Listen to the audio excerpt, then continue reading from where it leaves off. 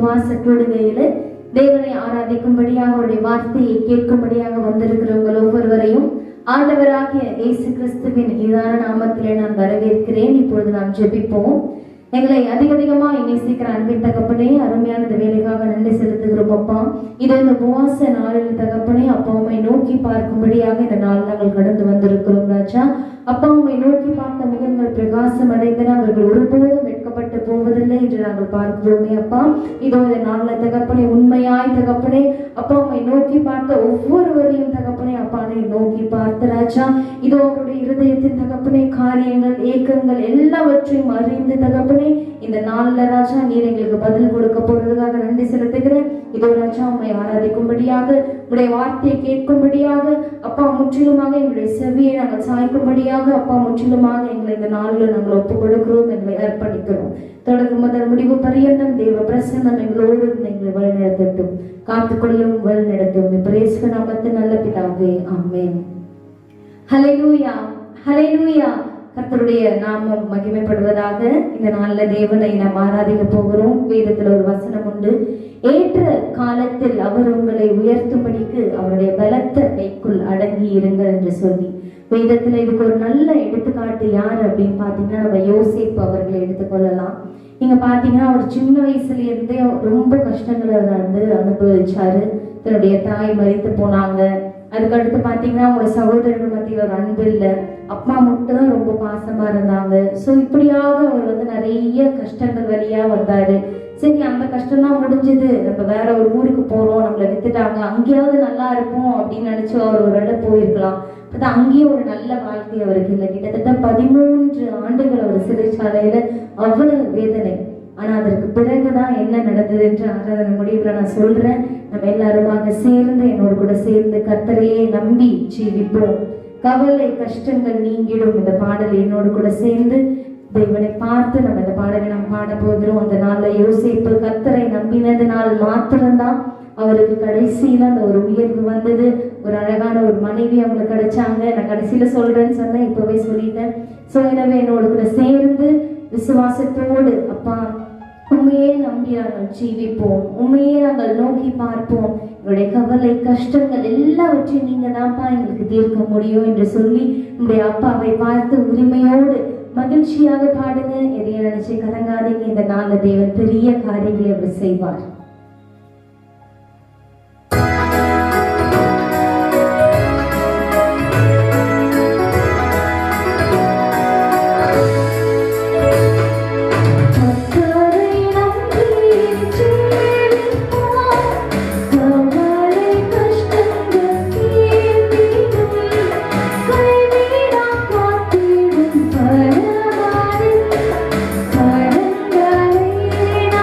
Thank you.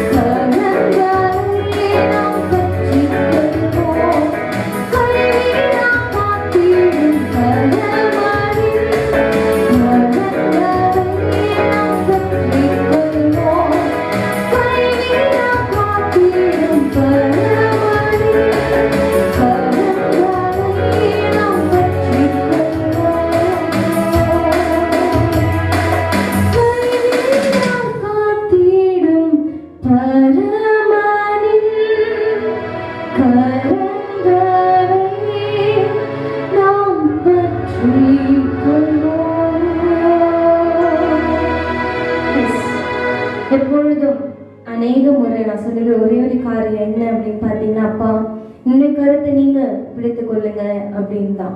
ஏன்னா நம்ம பிடிச்சிட்டோம் அப்படின்னு பார்த்தீங்கன்னா, சூழ்நிலைகளை பார்த்து மற்ற எல்லாத்தையும் பார்த்து என்ன பண்ணிடுவோம், இயேசுதான் விட்டுருவோம். சில நேரங்களை மறந்து கூட போயிடுவோம். ஆனா நம்முடைய தகப்பன் அப்படி இல்லை. நம்மோடு கூட இருக்கிற தகப்பன் அவர், தன்னுடைய ஜீவனை கொடுத்த தகப்பன் அவர். அன்றைக்கு நாம் பார்க்கும் பொழுது யோசேப்பு அவர்களுடைய வாழ்க்கையில எவ்வளவு துன்பங்கள், எவ்வளவு பிரச்சனைகள், எவ்வளவு போராட்டங்கள், சிறு வயதிலே தன்னுடைய தாயை இழந்தார். தகப்பனுடைய பாசம் மட்டும்தான் நிச்சயமா தெரியும், ஒரு அம்மாவோட பாசத்திற்கு ஈடாக எதுவுமே இருந்திருக்க முடியாது என்று. அப்புறம் பாத்தீங்கன்னா சகோதரர்கள் அவர்களும் உண்மையான ஒரு பாசம் செலுத்தின அவர் மீது ஒரு பொறாமையோடு அவன் மீது ஒரு விகாரமாய் அவனை பார்த்ததாக நம்ம வேதத்துல நம்ம பார்க்கிறோம். ஆனா பாருங்களேன், அதோட அவருக்கு பிரச்சனை முடியல. அங்கே இருந்து அவர் எகிப்து தேசத்துக்கு கொண்டு செல்லப்பட்டார், விற்கப்பட்டார். அங்கேயும் ஒரு அடிமையாக தான் அவர் வாழ்ந்துட்டு இருந்தார். அது பாத்தீங்கன்னா அங்கேயும் பிரச்சனை, போர்த்திபார் வீட்டுல. அதற்கப்புறம் பாத்தீங்கன்னா அந்த சிறைச்சாலையில 13 ஆண்டுகளாக எத்தனை வேதனை.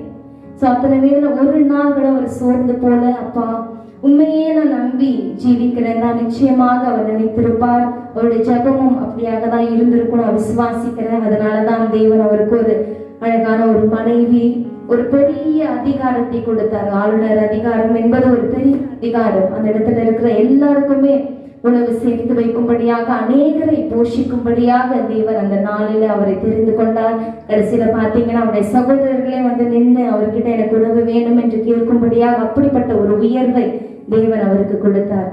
என்னைக்காவது ஒரு நாள் அவர் சோர்ந்து போயிருந்தா, மேபி அன்னைக்கு அவருடைய வாழ்க்கை முடிஞ்சு போயிருக்கலாம். எதை நினைத்து சோர்ந்து போகாதீங்க, கலங்காதீங்க. பெரிய தேவன் நம்மோடு கூட இருக்கிறார். இப்பொழுது காரியங்கள் நமக்கு தோல்வி போல தெரியல, ஆனா நிச்சயம் வெற்றி நமக்கு. இந்த நல்ல விசுவாசத்தோடு இந்த பாடலை நாம் பாடி இருக்கிறோம். கர்த்தரையே நம்புவோம், அவருக்காக ஜீவிப்போம். தொடர்ந்து கர்த்தர் தாமே நம்மை நடத்துவாராக. ஆமென். Praise the Lord. ஆண்டவராகிய இயேசு கிறிஸ்துவின் இனிய நாமத்திலே இந்த உபவாச நாளிலே கால வேளையில் தேவ சமுத்திரம் வந்திருக்கிற உங்கள் யாவரையும் வாழ்த்துகிறேன். மட்டுமாய் தேவனை ஆராதித்தீர்கள். இப்பொழுதும் இந்த கால வேளையிலே கர்த்தருடைய வார்த்தைக்குள்ளாய் நாம் கடந்து செல்வோம். இன்று நாம் தியானிக்கும் வேத பகுதி 1 யோவான் 4ஆம் அதிகாரம் 9ஆம் வசனம். 1 யோவான் 4:9. தம்முடைய ஒரே பேரான குமாரனாலே நாம் பிழைக்கும்படிக்கு தேவன் அவரை இவ்வுலகத்திலே அனுப்பினதனால் தேவன் நம்மை வைத்த அன்பு வெளிப்பட்டது. நாம் செபிப்போம். மகா இரக்கம், கிருபை நிறைந்த நல்ல ஆண்டவரே, இந்த பரிசுத்த உபவாச நாளிலே காலை வேளையிலே சமூகத்திலே தாழ்மைப்படுத்துகிறோம். தேவரீ, இப்பொழுதும் உடைய வார்த்தை கொண்டு நீ போஷிக்கும்படியாய் என் கரத்தில் ஒப்புக்கொண்டு ஜெபிக்கிறோம். தொடர்ந்து இந்த நாளில் நாங்கள் உபவாசித்து ஜெபிக்கும்படியாய் நீ கிருபை தருவீராக. துவக்கம் முதல் இறுதி மட்டுமாய் உடைய மகிமையின் பிரசன்னம் ஆளுகை செய்யும்படியாய் ஒப்புக் கொடுக்கிறேன். நீரே பொறுப்பேற்றுக் கொள்ளும், வழி நடத்தும். மீட்பர் ரட்சகருமான இயேசு கிறிஸ்துவின் இனிய நாமத்தில் கெஞ்சி மன்றாடுகிறோம் எங்கள் நல்ல பிதாவே. ஆமென். ஆமென். தேவனுடைய பரிசுத்த நாமத்திற்கு மகிமை உண்டாவதாக.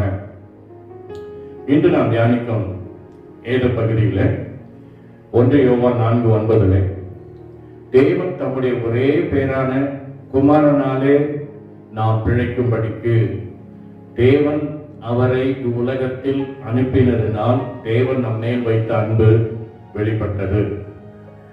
பிரியமானவர்களே, இன்றைய தலைப்பு நாம் பிழைக்கிறது.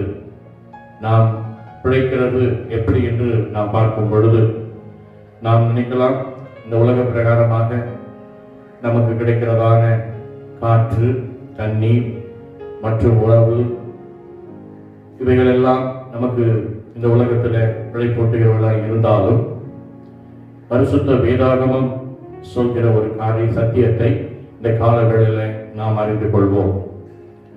நாம் பிழைக்கிறது யோவான் எழுதின சுவிசேஷம் 14ஆம் அதிகாரம் 19ஆம் வசனம். யோவான் 14:19. இயேசு கிறிஸ்து இந்த உலகத்தில் இருந்த நாட்களிலே இந்த வேத பகுதி இப்படியாக சொல்கிறது. இன்னும் கொஞ்ச காலத்திலே உலகம் என்னை காணாது, நீங்களோ என்னை காண்பீர்கள். நான் பிழைக்கிறபடியினால் நீங்கள் பிழைப்பீர்கள். அல்லேலூயா. இன்றைக்கு கூட நான் சொல்லலாம், நான் உலக பிரகாரமாக இரத்த சம்பந்தமாக ஒரு தாய் தகப்பனுக்கு நான் பிறந்திருந்தாலும், அருமையான தேவசனமே, இந்த வேத வசனம் நமக்கு சொல்கிறது, நாம் பிழைத்திருக்கிறது இயேசு கிறிஸ்துவில் ஜீவிக்கிறதுனாலே.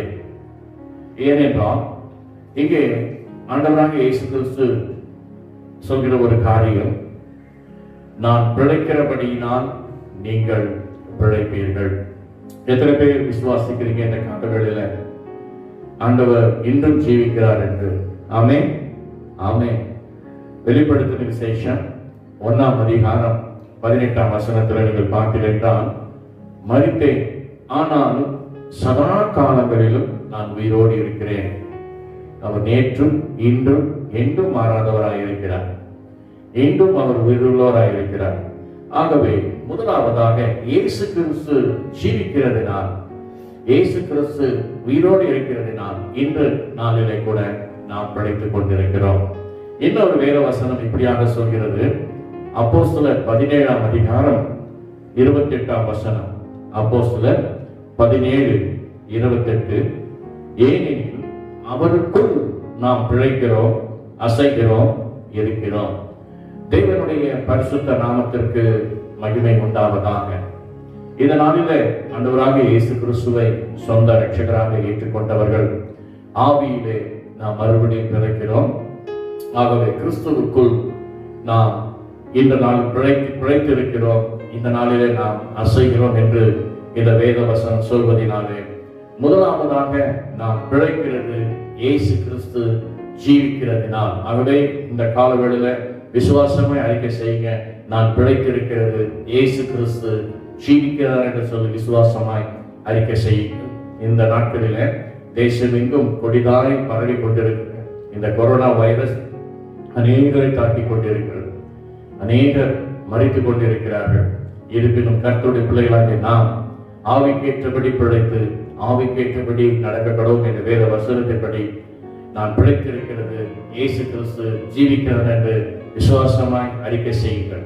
இரண்டாவதாக நாம் பிழைக்கிறது மத்தேயு எழுதின சுவிசேஷம் 4ஆம் அதிகாரம் 4ஆம் வசனம். மத்தேயு 4:4. இதில் நாம் பார்க்கும் பொழுது, மனுஷன் அப்பத்தினால் மாத்திரமல்ல தேவனுடைய வாயிலிருந்து புறப்படுகிற ஒவ்வொரு வார்த்தையினாலும் பிழைப்பான் என்று எழுதியிருக்கிறதே என்று நாம் பார்க்கிறோம். தேவனுடைய பரிசுத்த நாமம் மகிமைப்படுவதாக. இரண்டாவதாக நாம் பிழைத்திருப்பது தேவனுடைய வார்த்தையினால். இன்னும் நீங்கள் வேதத்திலே பார்த்தீர்கள் என்றால், உபாகமம் 8ஆம் அதிகாரம் 3ஆம் வசனத்திலே, உபாகமம் 8:3, அவர் உன்னை சிறுமைப்படுத்தி உன்னை பசியினால் வருத்தி மனுஷன் அப்பத்தினால் மாத்திரமல்ல கர்த்தருடைய வாயிலிருந்து புறப்படுகிற ஒவ்வொரு வார்த்தையினாலும் பிழைப்பான் என்பதை உனக்கு உணர்த்தும்படிக்கு நீயும் உன் பிதாக்களும் அறியாதிருந்த மன்னாவினால் உன்னை போஷித்தார். இங்கே மன்னா என்று குறிப்பிடுகிறது தேவனுடைய வார்த்தைக்கு நிழலாக இருக்கிறது. தேவனுடைய பரிசுத்த நாமத்திற்கு மகிமை உண்டாவதாக. மனுஷன் அப்பத்தினால் மாத்திரமல்ல, நாம் இந்த உலக பிரகாரமாய் சாப்பிடுகிற ஆகாரத்தினால் மாத்திரமல்ல, தேவனுடைய வாயிலிருந்து புறப்படுகிற ஒவ்வொரு வார்த்தையினாலும் பிழைக்கிறபடினாலே பிழைமானங்களே, இரண்டாவதாக நாம் பிழைக்கிறது தேவனுடைய வார்த்தையினால். அல்லேலூயா. இந்த நாளிலே கூட அவருடைய வார்த்தையினால் நாம் இன்றைக்கு நாம் பிழைத்திருக்கோம். தைரியமாக சொல்லுங்க, அவருடைய வார்த்தையினால் இன்றைக்கு நான் பிழைத்து இருக்கிறேன் என்று அறிக்கையிடுங்கள். மூன்றாவதாக நாம் பார்க்கும் பொழுது, யோவான் எழுதின சுவிசேஷம் 5ஆம் அதிகாரம் 25ஆம் வசனம். யோவான் 5:25 எடுத்துக்கொள்ளுங்கள். யோவான் 5:25, மரித்தோர் தேவகுமாரனுடைய சத்தத்தை கேட்கும் காலம் வரும், அது இப்பொழுதே வந்திருக்கிறது, அதை கேட்கிறவர்கள் பிழைப்பார்கள் என்று மெய்யாகவே மெய்யாகவே உங்களுக்கு சொல்கிறேன். இந்த வேத வசனம் இப்படியாக சொல்கிறது, மரித்தோர் தேவகுமாரனுடைய சத்தத்தை கேட்கும் காலம் வந்திருக்கிறது, அது இப்பொழுதே வந்திருக்கிறது. அக்கிரமங்களினாலும் பாவங்களினாலும் நாம் மரித்திருந்தோம். ஆண்டவராக இயேசு கிறிஸ்து இந்த உலகத்தில் அவர் பிறந்து அவர் 33 ஆண்டுகள் இந்த உலகத்தில் வாழ்ந்தார் என்பதை நீங்கள் அறிவீர்கள். அவர் ஊழியம் செய்த நாட்களில் இப்படியாக அவர் சொல்கிறார், மரித்தோ தேவனுடைய சத்தத்தை கேட்கும் காலம் வரும், அது இப்பொழுதே வந்திருக்கிறது. ஜீவனுள்ள தேவனுடைய சத்தத்தை நாம் கேட்பதினால் நாம் மீண்டும் பிழைத்திருக்கிறோம். அருமையான தேவ ஜனமே, மூன்றாவதாக நாம் பிழைக்கிறது தேவனுடைய சத்தத்தை கேட்கிறதினாலே.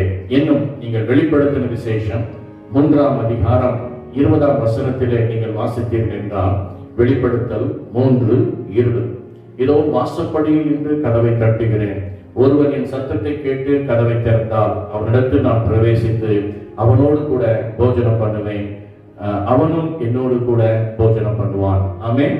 ஹல்லேலூயா, ஹல்லேலூயா. தேவனுடைய பரிசுத்த நாமத்திற்கு மகிமை உண்டாவதாக. நாம் பிழைத்திருக்கிறது தேவனுடைய சத்தத்தை கேட்பதினால். 1989ஆம் ஆண்டு ஜனவரி 26ஆம் தேதி ஜீவனுள்ள தேவனுடைய சத்தத்தை ஒரு ஊழியக்காரன் மூலமாக கேட்கும்படியாய் கர்த்தர் எனக்கு கிருபை கொடுத்தார். இந்த நாளிலே கூட நான் பிழைத்திருக்கிறது ஜீவனுள்ள தேவனுடைய சத்தத்தை கேட்டு. அந்த நாட்களிலே எனக்கு தீர்க்க தரிசனமாக வந்த வார்த்தைப்படியே நான் பிழைத்திருக்கிறேன். அன்றைக்கு குறிக்கப்பட்ட தீர்க்க தரிசனப்படி என் வாழ்க்கையில எல்லா காரியங்களும் நிறைவேறிக் கொண்டிருக்கிறதை நான் அறிவேன். ஆகவே இந்த நாட்களிலே இதயத்தின் கதவை அவர் தட்டுகிறார். யாரெல்லாம் அந்த சத்தத்தை கேட்டு திறக்கிறார்களோ அவர்களோடு கூட அவர் போஜனம் பண்ணுவேன் என்று சொல்கிறதை நாம் பார்க்கிறோம். ஆகவே தேவனுடைய சத்தத்தை நாம் ஒவ்வொரு நாளும் நாம் தேவ சத்தத்தை நாம் கேட்கிறோம். பிரியமானவர்களே, நாம் ஜெபிக்கும் போது, வேதத்தை வாசிக்கும் பொழுது, தேவ செய்தியை கேட்கும் பொழுது, எந்த காலங்களிலே கூட தேவ சத்தத்தை கேட்டுக்கொண்டு கர்த்தர்களோடு கூட பேசிக் கொண்டிருக்கிறார். ஆகவே தேவ சத்தத்தை நாம் கேட்பதினாலே நாம் பிழைத்திருக்கிறோம். 3 காரியங்களை நான் சொன்னேன். முதலாவதாக நாம் பிழைத்திருக்கிறது இயேசு கிறிஸ்து ஜீவிக்கிறதினாலே. இரண்டாவதாக நாம் பிழைத்திருக்கிறது தேவனுடைய வார்த்தையினாலே. மூன்றாவதாக நாம் பிழைத்திருப்பது தேவ சத்தம் கேட்பதினாலே. ஆமென், ஆமென், ஹல்லேலூயா. நான்காவதாக நாம் பார்க்கும் பொழுது கலாத்தியருக்கு எழுதின நிருபம் 3ஆம் அதிகாரம் 11ஆம் வசனத்திலே நாம் பார்க்கிறோம். கலாத்தியர் 3:11. கலாத்தியர் 3:11 விசுவாசத்தினாலே நீதிமான் பிழைப்பான் என்று எழுதியிருக்கிறது. பை ஃபெய்த், விசுவாசத்தினாலே நாம் பிழைத்திருக்கிறோம் என்று இந்த வேத பகுதி சொல்கிறது. நாம் பிழைத்திருக்கிறது விசுவாசத்தினாலே. ரோமர் 1ஆம் அதிகாரம் எடுத்துக்கொள்ளுங்கள். ரோமர் 1ஆம் அதிகாரம் 17ஆம் வசனம். ரோமர் 1:17. விசுவாசத்தினாலே நீதிமான் பிழைப்பான் என்று எழுதியிருக்கிறபடி விசுவாசத்தினால் உண்டாகும் தேவ நீதி விசுவாசத்திற்கென்று அந்த சுவிசேஷத்தினால் வெளிப்படுத்தப்பட்டிருக்கிறது. ஹல்லேலூயா, ஹல்லேலூயா. இந்த நாளிலே கூட நாம் பை ஃபெய்த், விசுவாசத்தினாலே நாம் பிழைத்திருக்கிறோம் என்று இந்த வேத வசனம் இப்படியாக சொல்கிறது. விசுவாசத்தினால் நீதிமான் பிழைத்திருக்கிறார். ஆகவே ரட்சிக்கப்பட்ட தேவ ஜனமே நீதிமான். நீதிமான் என்று நாம் அழைக்கப்படும் பொழுது எதனால் என்று நாம் பார்க்கும் பொழுது அது விசுவாசத்தை, தேவனை பற்றி விசுவாசத்தினாலே. இப்பொழுது தேசத்தில் நிலவிக் கொண்டிருக்கின்ற கொடிதான இந்த சூழ்நிலையிலும் விசுவாசத்தினாலே நாம் தேவனை பற்றி கொண்டிருப்பதினாலே இந்த நாளிலே நாம் பிழைத்திருக்கிறோம். தேவனுடைய நாமம் மகிமைப்படுவதாக. ஆக பிரியமானவர்களே, ஐந்தாவதாக நாம் வேதத்திலே பார்க்கும் பொழுது 1 பேதுருவின் புஸ்தகம் 4ஆம் அதிகாரம் 6ஆம் வசனம் எடுத்துக்கொள்ளுங்கள். 1 பேதுரு 4ஆம் அதிகாரம் 6ஆம் வசனம். இதிலே நாம் பார்க்கும் பொழுது மனுஷர் முன்பாக மாம்சத்திலே ஆக்கினைக்கு உள்ளாக்கப்பட்டிருந்தும் தேவன் முன்பாக ஆவியிலே பிழைக்கும்படியாக அவர்களுக்கு சுவிசேஷம் அறிவிக்கப்பட்டது. தேவனுடைய பரிசுத்த நாமத்திற்கு மகிமை உண்டாவதாக. மனுஷர் முன்பாக மாம்சத்திலே ஆக்கினைக்குள்ளாக்கப்பட்டிருந்தும் தேவனுக்கு முன்பாக ஆவியினாலே பிழைக்கும்படியாக என்று சொல்லப்பட்டிருக்கிறது. சோ அருமையான தேவ ஜனமே, ஐந்தாவதாக நாம் பிழைக்கிறது தேவனுடைய ஆவியினாலே. இன்னும் வேதத்தில் நீங்க பார்த்தீங்கன்னா ரோமர் 8ஆம் அதிகாரம் 14ஆம் வசனம், எவர்கள் தேவனுடைய ஆவியினால் நடத்தப்படுகிறார்களோ அவர்கள் தேவனுடைய புத்திரர் எனப்படுவர் என்றும் சொல்லப்பட்டிருக்கிறதை நாம் பார்க்கிறோம். இன்னும் கலாத்தியருக்கு எழுதின நிருபம் 5ஆம் அதிகாரம் 25ஆம் வசனத்தில் நீங்கள் பார்த்தீர்கள் என்றால், நாம் ஆவியிலே பிழைத்திருந்தால் ஆவிக்கேற்றபடி நடக்க கடவோம் என்று வேதவசனம் திட்டமாக சொல்கிறது. ஆகவே இந்த காலை நேரத்தில் நாம் தேவனுடைய ஆவியினால் பிழைத்திருக்கிறோம். இந்த நாளிலே கூட வேதத்தில் இன்னும் தெளிவாக சொல்ல போனால், அருமையான தேவச்சனமே, யாக்கோப்பு 1ஆம் அதிகாரம் 18ஆம் வசனத்திலே, யாக்கோப்பு 1:18 நீங்க பார்த்தீங்கன்னா, அவர் சித்தம் கொண்டு தம்முடைய சிருஷ்டிகளில் நாம் முதற் பலனாவதற்கு நம்மை சத்திய வசனத்தினாலே ஜெனிப்பித்தார் என்று சொல்லப்பட்டிருக்கிறது. ஆகவே அருமையான வேத வசனங்கள் எல்லாம் ஆவியாயும் ஜீவனமாய் இருக்கிறது என்று வேதத்திலே நாம் பார்க்கிறோம். ஆகவே நாம் பிழைக்கிறது ஆவியினாலே நாம் பிழைத்திருக்கிறோம் என்று இந்த வேத பகுதிகள் நமக்கு சொல்லி இருக்கிறது. இந்த காலங்களிலே கூட விசுவாசமாய் அறிக்கையிடுங்கள், நான் பிழைத்திருக்கிறது ஆவியினாலே என்று சொல்லுங்கள். அடுத்ததாக 6ஆவதாக நாம் பார்க்கும் பொழுது, யோவான் எழுதின சுவிசேஷம் 6ஆம் அதிகாரம் 51ஆம் வசனம். யோவான் 6:51 நீங்கள் பார்த்தீர்கள் என்றால், நானே வானத்தில் இறங்கின ஜீவ அப்பம், இந்த அப்பத்தை புசிக்கிறவன் என்றென்றைக்கும் பிழைப்பான், நான் கொடுக்கும் அப்பம் உலகத்தின் ஜீவனுக்காக நான் கொடுக்கும் என் மாம்சமே என்றார். இந்த வேத பகுதியிலே நாம் பார்க்கிறோம், அதாவது இந்த அப்பத்தை புசிக்கிறவன் என்று சொல்லப்பட்டிருக்கிறது, அவன் என்றென்றைக்கும் பிழைப்பான். ஆகவே 6ஆவதாக நாம் பிழைக்கிறது ஜீவ அப்பம் புசிக்கிறதினாலே. ஆகவே இந்த ஜீவ அப்பம் என்று சொல்லும் பொழுது ஆண்டவர் இதில் குறிப்பிடுகிற ஒரு காரியம், இந்த உலகத்தின் ஜீவனுக்காக நான் கொடுக்கும் என் மாம்சமே என்கிறார். இந்த ஜீவ அப்பத்தை என் மாம்சம் என்று குறிப்பிடுகிறதை நாம் பார்க்கிறோம். அது மாத்திரமல்ல, அதே யோவான் 6ஆம் அதிகாரம் 58ஆம் வசனத்தில் நீங்கள் பார்த்தீர்கள் என்றால், வானத்தில் இறங்கின அப்பம் இதுவே, இது உங்கள் பிதாக்கள் புசித்த மன்னாவை போல அல்ல, அவர்கள் மரித்தார்களே, இந்த அப்பத்தை புசிக்கிறவனோ என்றென்றைக்கும் பிழைப்பான் என்றார். ஆகவே இந்த கால வேளையில தேவன் நாம மகிழ்ப்படும்படியாக அறிக்கையிடுங்கள், நாம் பிழைக்கிறது ஜீவ அப்பத்தினாலே. இந்த ஜீவ அப்பம் என்று சொல்லும் பொழுது நாம் இந்த வேறு 4 நாட்களில, அதாவது அது அவருடைய மாம்சத்தை குறிக்கிறது. இந்த மாம்சத்தை நாம் எப்படி புசிக்கிறோம் என்று நாம் பார்க்கும் பொழுது, நாம் அவரின் நிலைத்திலிருந்து தேவனுடைய வார்த்தையை ஏற்றுக்கொண்டு நாம் அவருக்கு கீழ்ப்படியும் பொழுது இந்த மாம்சத்தை நாம் புசிக்கிறோம். இந்த நாட்களிலே திருவிருது ஆராதனையில நான் கலந்து கொள்ள முடியும், எடுக்க முடியல என்று கலங்கி கொண்டிருக்கிற தேவச்சனமே, என் மாம்சத்தை புசித்து என் ரத்தத்தை பானம் பண்ணினவருக்கு நித்திய ஜீவன் உண்டு என்று வேதம் சொல்கிறது. இந்த காணொலியின் மூலமாக தேவனுடைய வார்த்தையை நீங்கள் ஏற்றுக்கொண்டு நீங்கள் கீழ்ப்படுத்தி நடக்கும் பொழுது அவருடைய மாம்சத்தை நீங்கள் புசித்துக் கொண்டு இருக்கிறீர்கள். ஆகவே எதை குறித்து நீங்கள் கலங்க வேண்டாம், கிறிஸ்துவின் ஜீவன் உங்களுக்குள் இருக்கிறது.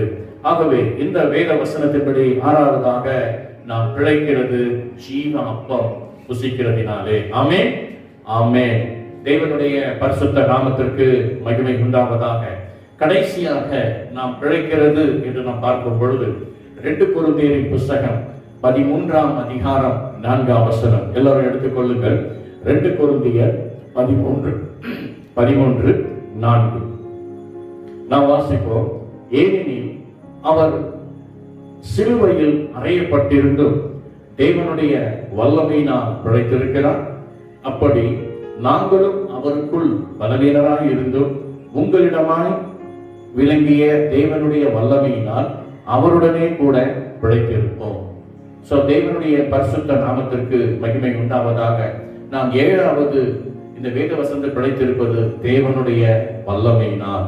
திரும்பவும் நான் இந்த வசனத்தை வாசிக்கிறேன். ஏனெனில் அவர் சிலுவையில் அறையப்பட்டிருந்தும் தேவனுடைய வல்லமையினால் பிழைத்திருக்கிறார். அப்படி நாங்களும் அவருக்குள் பலவீனராய் இருந்தும் உங்களிடமாய் விளங்கிய தேவனுடைய வல்லமையினால் அவருடன் கூட பிழைத்திருக்கிறோம் என்று பவுல் அப்போஸ்தலன் குறிப்பிடுவதை பார்க்கிறோம். இன்னும் ஒரு வேத வசனம் தெளிவாக கலாத்தியர் 2ஆம் அதிகாரம் 20ஆம் வசனத்தில் நீங்கள் எடுத்துக்கொள்ளுங்கள். கலாத்தியர் 2ஆம் அதிகாரம் 20ஆம் வசனம். இதில் நீங்கள் பார்த்தீர்கள் என்றால், கிறிஸ்துவுடனே கூட சிலுவையில் அறையப்பட்டேன், ஆயினும் பிழைத்திருக்கிறேன். இனி நான் அல்ல, கிறிஸ்துவே எனக்குள் பிழைத்திருக்கிறார். நான் இப்பொழுது மாம்சத்தில் பிழைத்திருக்கிறதோ என்னில் அன்பு கூர்ந்து எனக்காக தம்மைத்தாமே ஒப்பு கொடுத்து தேவனுடைய குமாரனை பற்றும் விசுவாசத்தினாலே நான் பிழைத்திருக்கிறேன். ஆகவே இங்க திட்ட தெளிவாக பவுல் குறிப்பிடுகிறார், நான் சிலுவையில் அறையப்பட்டிருக்கிறேன், ஆயினும் நான் பிழைத்திருக்கிறேன் என்று அவர் சொல்கிறதை நாம் பார்க்கிறோம். அப்படி எவ்வளவு தைரியமாக குறிப்பிடுகிறார். இதற்கு காரணம் என்ன? தேவனுடைய வல்லமை நாம் இந்த நாட்களில் பிழைத்திருக்கிறோம் என்று பவுல் அப்போஸ்தலன் திட்ட தெளிவாக இந்த வேத பகுதியின் மூலம் நமக்கு வெளிப்படுத்தி கொடுத்திருக்கிறார்.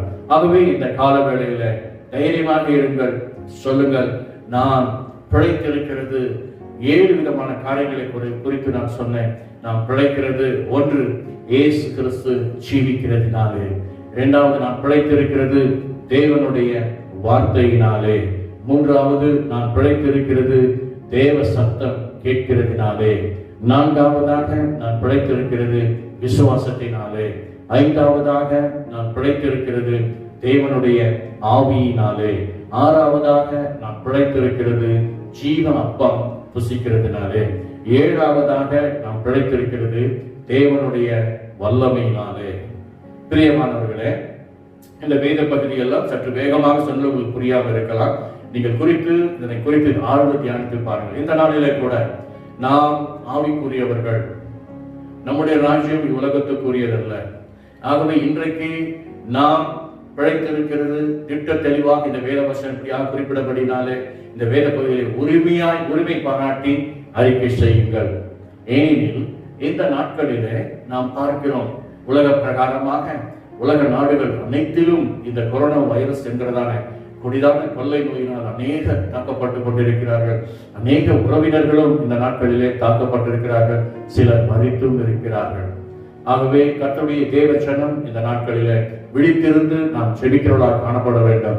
இந்த உபவாச நாட்களிலே நாம் எதற்கெல்லாம் உபவாசத்தை ஜெபித்துக் கொண்டிருக்கிறோமோ தொடர்ந்து அந்த உபவாசத்திலே நீங்கள் காத்திருங்கள். திட்ட தெளிவாக ஆண்டவர் சொல்கிற, நாம் பிழைக்கிறது இயேசு கிறிஸ்து ஜீவிக்கிறதினால், தேவனுடைய வார்த்தையினால், தேவ சத்தம் கேட்பதினால், விசுவாசத்தினால், தேவனுடைய ஆவியினால், ஜீவனப்பம் புசிப்பதினால், தேவனுடைய வல்லமையினால்.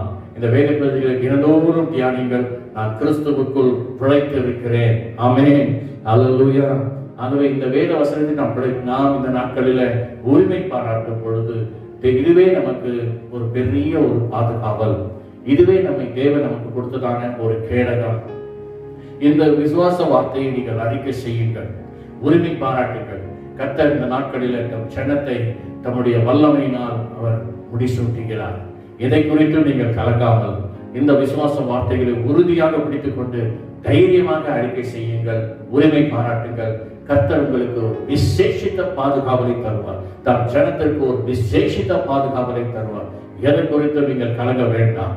வேகமாக தமிழ்நாட்டிலும் நம்முடைய இந்திய தேசத்திலும் மற்றும் உலக நாடுகளிலும் பார்க்கும் பொழுது பரவி கொண்டிருக்கிற இந்த கொள்ள நோய்க்கு ஒரு முடிவு உண்டு. தேவ பிள்ளைகளுக்கு ஒரு விசேஷித்த பாதுகாப்பு உண்டு. ஏனெனில் நாம் பிழைத்திருக்கிறது. இப்பொழுது சொல்லப்பட்ட 7 காரியங்களால நாம் பிழைத்திருக்கிறோம். ஆகவே ஒன்றும் நம்மை சேதப்படுத்துவதில்லை. நீ விசுவாசித்தால் தேவனுடைய மகிமையை காண்பாய். விசுவாசிக்கிறவனுக்கு எல்லாம் கூடும். கர்த்தர் தாமே இந்த வாக்குத்தத்த செய்திப்படி இந்த காலவேளை உபவாச நாளிலே ஒவ்வொரு விசுவாச குடும்பத்தாரையும் ஆசீர்வதிப்பாராக.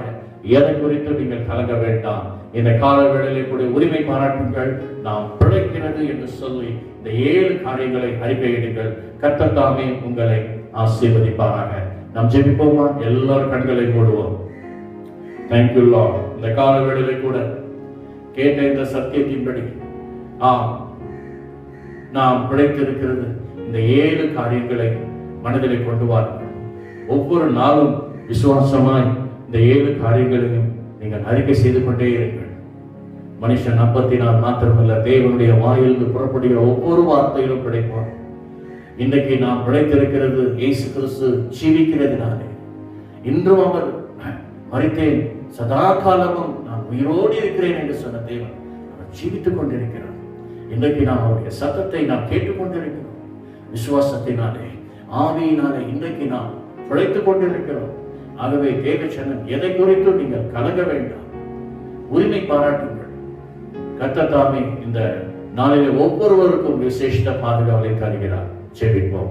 மகா இரக்கம் கிருபை நிறைந்த எங்கள் நல்ல ஆண்டவரே, இந்த இந்த உபாச நாளிலே திருச்சபையாராக நாங்கள் ஒன்று கூடி இந்த சமூகத்திலே காத்து கொண்டிருக்கிறோம். யாரெல்லாம் இந்த சமூகத்தில் உபாசித்து தேவ சமூகத்தில் காத்திருக்கிறார்களோ, நீர் அவர்களோடு கூட நீர் பேசிக் கொண்டிருக்கிறீரப்பா.